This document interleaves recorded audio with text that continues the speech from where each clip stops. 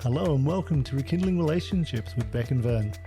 As well as podcasting, we run relationship workshops for organisations, as well as fun, creative dates to reconnect couples. We live in Bendigo with our blended family of 4 teenagers and a menagerie of animals. Welcome to our podcast designed to answer all the tricky questions to do with relationships, done in a fun, sometimes a little silly, but hopefully an informative way. Hey everyone. Hey everyone. So we're back for our third tricky questions. I hope you're enjoying them. Yeah, the last one we did was a live podcast. That was a lot of fun. And this one, we're back at home again. Beck's found a whole lot of interesting posts on the Book of Face. And we are going to have a bit of a discussion. I've even gone on and found some for you, Beck. That sounds fun. Yeah, I might start off as I push to the front of the queue.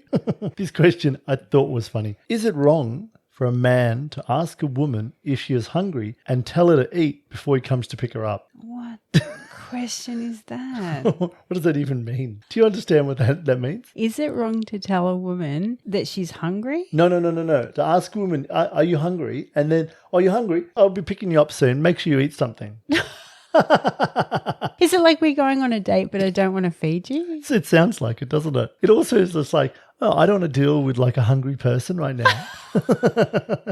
Now, look, honestly, from my perspective, it's actually in my best interest to eat before I go and do things. Because if I don't eat, I don't think I'm very pleasant. I think as I get hungry, I get more and more irritable. I think a lot of people do though. Maybe that's what's happening. Maybe their past experience has been dealing with people who Are hangry. are hangry, yeah.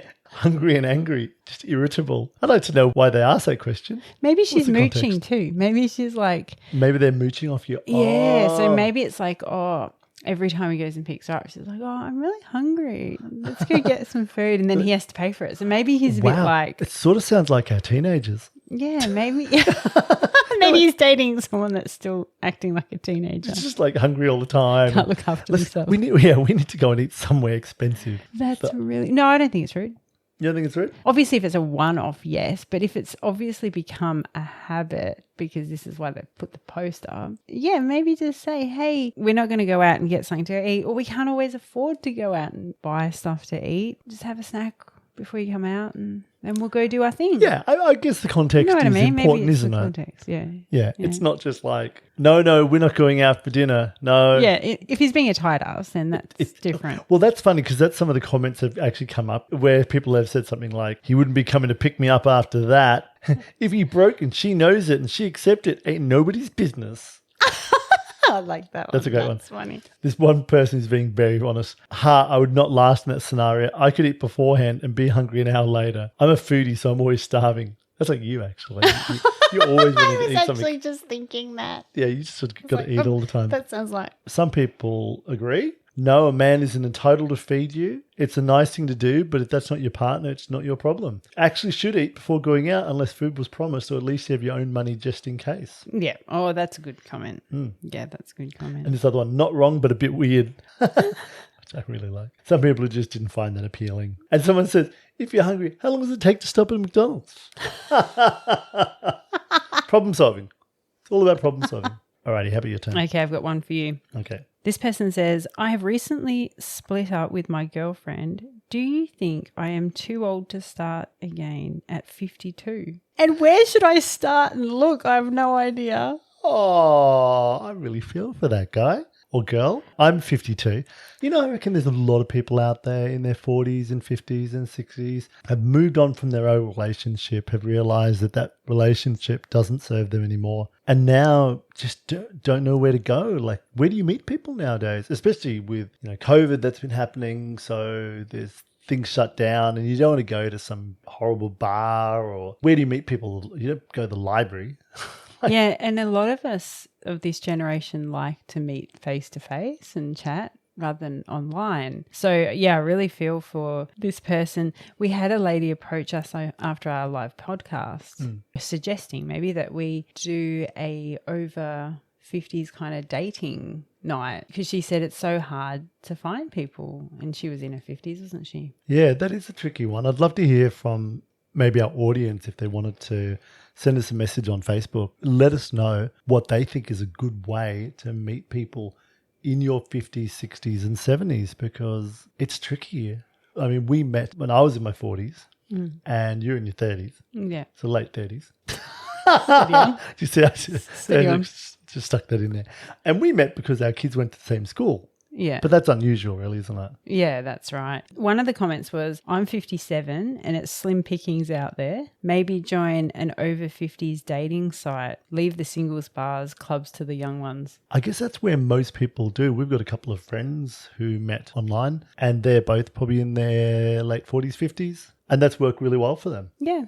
But I think to get it is to, an option. definitely an option. It's probably the best option for people at the moment. Not having anywhere to meet anymore is really tricky. And in the past, where did you meet? I guess people used to meet at dances and stuff, didn't they? Yeah, probably maybe did more community things and you, I don't know, meet people there. Like go out and do things you're interested in and then you might meet people that are got the same interest. But saying that still could be pretty tricky.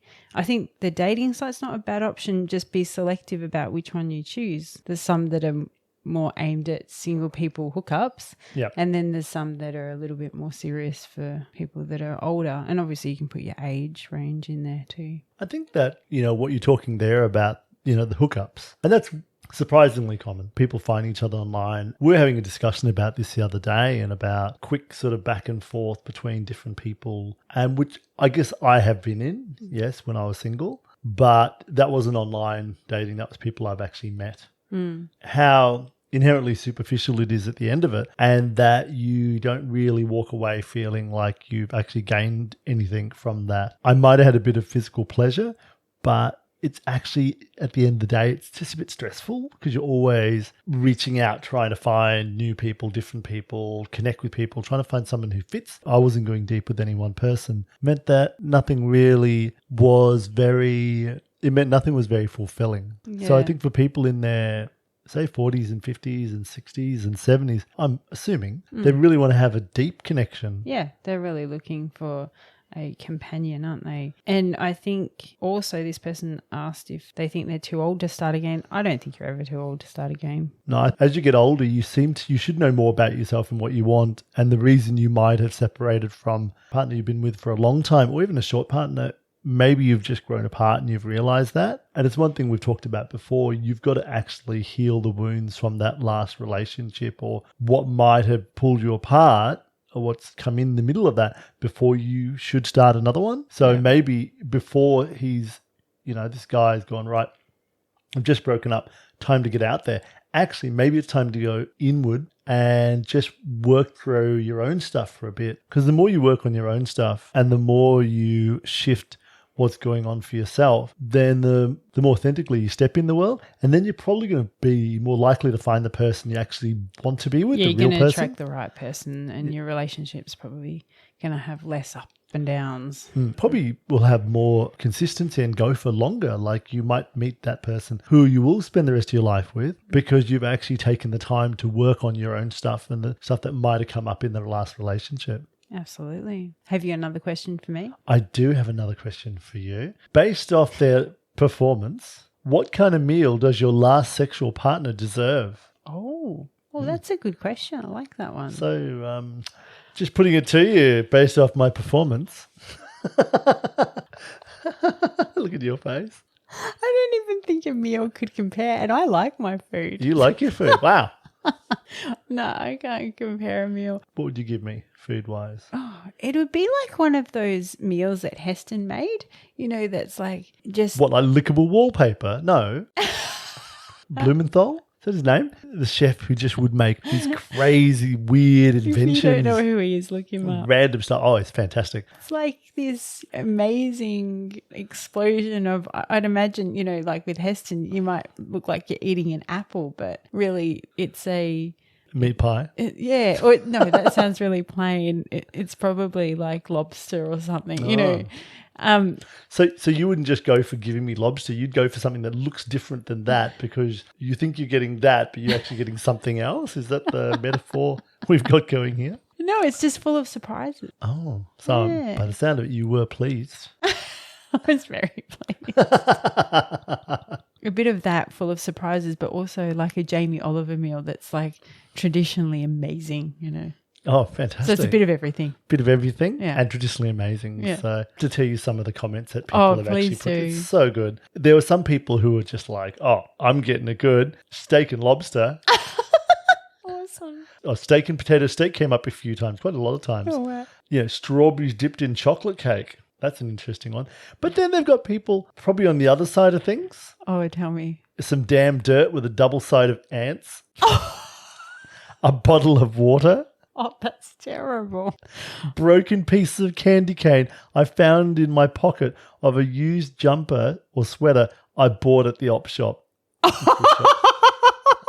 a funny comment. That's a great comment. Plain oatmeal, chicken and rice, plain corn dog. Really hope that their partners never read these, don't you? That's what I sometimes wonder. I'm like, Are these partners or are these like quick hookups? yeah, I don't know. This one, You'd hope they're absolutely just quick nothing. hookups with- Starve or eat the dog food. These pretty much are all women. There's no men who've actually commented here at all, which I thought was really interesting. Could not find a man commenting on this. I mean, they're too scared they might get found out and they're going to explain it. Women are saying like it is. Oh, man, that's so funny. But, you know, I mean, for you, I'd be serving up all the good stuff. Like you'd get a buffet. You get a buffet, you don't get to stop eating. You just eat and you find something else. And, you know, the thing for me about our intimacy is that we really take the time to explore each other's bodies. I think that makes a big difference. It's not a wham, bam, thank you, ma'am. It's not like, oh, let's quickly just do this thing. We're both really present in that space. We take the time, we explore each other, we enjoy each other. We have a laugh in that space. There's this real sense of reciprocity, of give and take, so that we're both giving into the space, but we're also receiving into the space, and we're taking from the space, but we're not always taking. We're not always giving, which is the two different things. It becomes either people pleasing or selfishness, those two extremes. Yeah. So it's that moderate sitting in the middle and doing that and taking the time. People who are getting steak and lobster here, I'm hoping is an amazing meal, like a steak with lobster on top. Like, wow. I don't even know where to go with that. Is that when we don't have an agenda of we need to do this thing and finish it. So it's not like go, and then it's done. We go, slow, go, pause, step back, breathe, relax, step in, We might even take a break for a while. take a break for a while. So we can go for 8 hours. It can go for, we can go for hours because it's not, there's no agenda. No destination. Yeah, I'm not trying to make you come, Yeah. you know? I think that's what not- we've been emphasizing lately a lot, isn't it? Don't focus on the destination because otherwise you won't enjoy the journey. It's like when you're going on holiday, you're so fixated on getting there that you don't notice all the beautiful scenery on the way. And sometimes the journey to the destination can be as pleasurable as the And more so. destination Yeah. itself. Yeah. And the destination, doesn't even have to be a destination, does it? No, it doesn't. And don't focus on that. I think if that gets taken out of the equation, then I think it makes everything pretty beautiful. I think when people step out of the idea that they have to orgasm or they have to come, and it becomes more that let's explore each other, let's enjoy each other. And then when we feel like we're getting, like things are starting to heat up a lot and you're getting to that point, actually being able to make yourself say stop and pause and step away and go and do something else. Because then what it does is it's like that energy that's created is just there circulating and it stays there. There's an interesting thing which happens, and I've read this through some Tantra stuff with men, is when they come, and it's generally, if they haven't done the work on being able to slow things down and not get to the point of no return too quick, like be able to pause and slow things down and then come back from that edge. Once they come, then they disconnect. So they come and then they're ready to sleep, or they just disconnect from the person, and then it's like there's something lost there. But when you don't come, then you are still feel in that space. Even if you stepped away from each other, there's still all this beautiful sexual energy moving in you, but there's no urge to get rid of it. Yeah, and the beauty of doing that, which is called edging, isn't it, is that it just keeps building and magnifying. the more you put it off, the more it magnifies, and then that creates bigger orgasms in the woman because you've got such powerful electrical energy going on. In this great book I'm reading at the moment by a very unlikely pair of authors. So it's Pamela Anderson. Most people remember from Baywatch, and she was in Playboy and stuff like that. The guy is Shmuley Boteach, who's a rabbi, but he also talks about eroticism and full lust for love, rekindling intimacy and passion in your relationship. And I thought that was interesting because the first word and the last word of that tagline, rekindling relationship, is us. Yeah. And in that book, they talk about things like unavailability and mystery, and that idea that rather than this constant drive for having to orgasm, it's being able to step back from that and make yourself unavailable and say no. And that's something we do to each other, where I'll be like, nope, you don't get to come. Or nope, you don't get me right now. And you do the same thing. So it's actually, we make ourselves unavailable. So there's still this sort of yearning for each other that we can create role play. So there's a sense of mystery about what's going to happen. It's not the same thing over and over. Yeah. And I think that's so important, because if you don't have that mystery, if you don't take a time to actually make that intimate space really connective and beautiful, but also different, then things get stagnant and boring, and then you end up with a side of ants next to dirt. Yeah. Yep. Edging is a magical thing. And I think everyone should give that a whirl. That's my suggestion too. You say that with a knowing smile on your face. Then you get the good meal. Oh, then you do get the good meal. All right. Do you have a question for us? Does the amount of affection from your spouse play a factor in how you feel about yourself or your trust in them? Oh, that's a good question. That seems like something which we've talked about. Yeah, that's really dependent, isn't it? It's dependent on your way you like to be loved. Like if physical affection is your way to be loved, then what you'll do is you will seek that out. And we both have physical affection and that need to be physical intimate with each other. So we're constantly touching each other and kissing each other and being in that space. So that shows both of us that, it's a way we both like to be loved. But if that was my thing and not your thing, you might feel it as a bit like, oh, okay, settle down. Why are you being so affectionate? Do you want to just have sex with me? Where it's actually not that. It's actually me this is how I show my love to you by being intimate. I think if your partner's not affectionate, because there's different ways of showing affection, isn't there?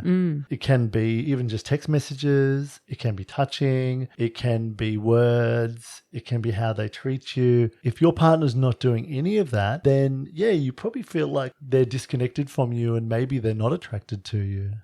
What do you think? Yeah, I agree, because it might be a case that they both have a different way of showing love. The other person's might be something like kind actions, or they might not realize they need to show you more affection. So maybe I would suggest that it would be a conversation you'd have and go, I really like to be touched and cuddled and kissed. I know that's not your thing, but that makes me feel safe and it makes me feel secure and it makes me feel like I trust you and you love me. And maybe it's that conversation, and maybe that's something they haven't quite worked out, each other's way of being loved. I think because of the way we've grown up, relationships and intimacy wasn't expressed in our families or talked about. So most of us don't have any idea. You can Google the daylights out of this, but being able to step into that space where you can tell your partner what your fears are and they can listen. So like yesterday, you expressing a fear to me, you didn't need me to do anything but really hear you out and then express to you that I've heard you and that I understand and that it's okay.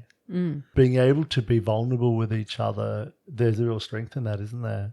Absolutely. And so talking about that, being able to say, hey, look, I actually really love affection. And I know you're not naturally affectionate, but maybe if you did this, if you put your arm on my shoulders or you hold my hand, and then I would feel that you love me and you find me attractive. Yeah. Fill up each other's love bucket, so to Yeah, speak, fill up each other's in the love way cup. that they love to be loved. I'd like to fill up your love bucket. And I think it is having that conversation. I think sometimes people, it's not that they intentionally won't be giving you what you need. They might not realize that's what you need. No They idea. probably have no idea. So I think it's really good to have that conversation. I really appreciate that and I said this to you yesterday, when you talk to me about what's going on for you and you're really clear about it and what you need and what's happening. I love that because I don't have to guess. I don't have to work it out, because my first go-to is I've done something wrong. I need to work out what that is and fix it. And that's just my way of being in the world. But when you tell me, then I go, oh, okay, this is what it is. I don't need to fix anything. I just need to listen. And then that helps me actually in that space. It helps me give you what you want because I know what you want. I know what you need better. If you expected me to understand what was going on inside your head, you wouldn't get what you wanted because I have no idea. And I'll instantly come from my perspective, which is not your perspective. It's not what you need. It's what I think you need. So the tip is just say how you feel. Yeah. Yeah. And Speak your fears. Yeah. And if you really want some more affection in your relationship, Ask for it. ask for it. I don't think anyone's going to be like, oh no, I don't want to touch you. And if they do, it's time to get out. then definitely, I think it's over. I think you're wasting your time. Get out. All right. So I've got one for you. Okay. So this one was for the guys here. Can you tell if a woman is faking an orgasm, and do you care? Ooh, That's an interesting question. that's a very interesting question. Can you tell if your woman is faking an orgasm? I don't know. I'm not the wrong person to ask. I don't know. Can you tell when Can I'm you? faking an orgasm? Yeah. Can you tell? I don't know. Some women can be people pleasers. Yeah. So they're like, oh, I really don't want to make that person feel bad. What that does is means that nothing changes. The person who's you're with thinks they're doing the right thing because you're making all the right noises. You're too scared to actually tell them because you want to hurt their feelings.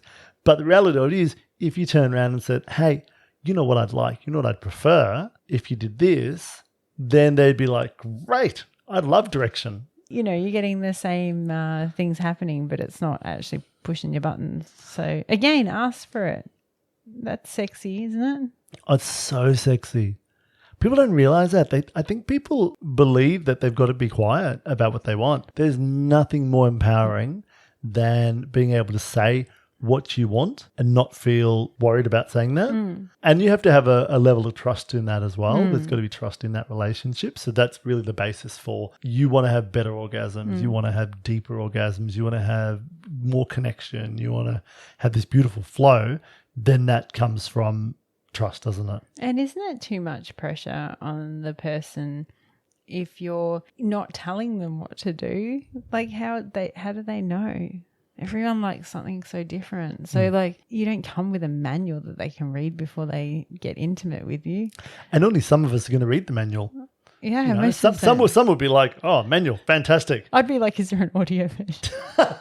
Is there an audiobook for this? I don't mind reading the manual if it's all like, dot pointed and there's a troubleshooting section at the end. So I don't know why we expect, for the other person or even ourselves to know. Yeah, that's a good point. Why do we? don't know. Why do we think that Why do we we think- know each other's bodies? If we've been in a couple of different relationships, we realize every single person we've been with is probably very different. That doesn't mean you know what the next person's going to No, want. not at all. And what you want in that relationship will change as well. Like you said that in the past, you weren't as cuddly and affectionate with partners as you are with me because we're both very cuddly and affectionate together. So that amplifies that. Yeah. So everyone's going to be different. And even from week to week, you might want different things. So I don't know why we expect we can mind read and know what the other person wants or or expect ourselves to be amazing at, this thing. That's too much pressure. Talk about way it. too much pressure. Talk about I know, it. I think the only way, when we have these conversations, things just get better, don't they? When we talk through this stuff. And Yeah. I would hate it Say what you want. if I was with someone who was faking orgasms. I would hate that because it would make me feel like, first of all, I'm pretty useless in that space, which I don't want to feel. The masculine in me wants to be good at stuff. Of course. I'd also feel like that I'm being lied to, Yeah, that's not cool. that there's nothing being done about it. It's just sort of happening. It's a horrible feeling. Neither are getting what they want. Nobody's getting what they want. Yeah, and that's the thing. Maybe for the person faking the orgasm, they're like, oh, they're going to feel like there's some sort of amazing sex god. Yes, they will believe that, but it's a lie Yeah. at the end of the day. Ask for what you want. Yep. And because if you don't ask, then you're just getting dirt and you're getting rice, Not a or good meal. you're getting a really bad meal. So that's our tricky questions for this week. Yeah, I hope you enjoyed it. And if you have any questions for us, or if you have any great things that we can talk about, please message us at the Book of Face, Facebook, for Rekindling Relationships. Check out our other podcasts. We've got a whole lot of other podcasts out there. Well, please tune in next time for more tricky questions. All right, see ya. Thanks for listening. Please subscribe and follow us. And check out our website at rekindlingrelationships.com. Bye for now. See ya.